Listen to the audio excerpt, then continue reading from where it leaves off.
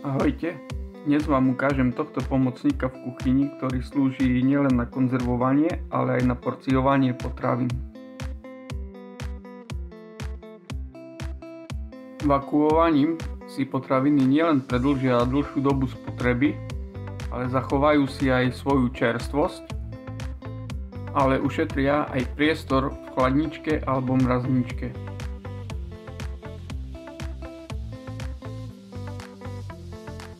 Rybári si svoje úlovky vakuovaním lepšie zakonzervujú, predĺžia čerstvosť a vyhnú sa tak aj zbytočným pachom z mrazničky alebo v chladničke.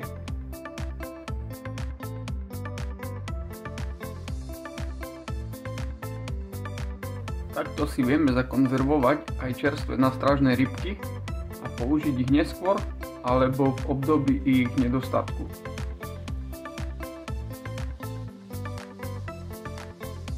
Ďalej si vieme zakonzervovať napríklad domáci varený partikel alebo kupovaný, ktorý sme nestihli spotrebovať.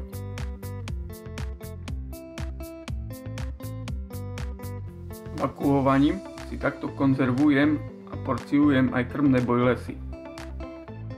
Keďže ich nakupujem v 10-kilových vreciach, tak si naporciujem na menšie dávky a podľa potreby si vezmem rôzne druhy a množstvo, ktoré potrebujem.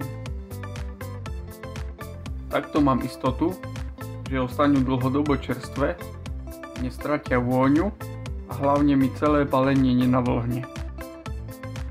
Použitie vakuovačky odporúčam každému jednému rybárovi, ktorý si chce zachovať čerstvosť a predĺžiť životnosť svojich nástrah a návnat.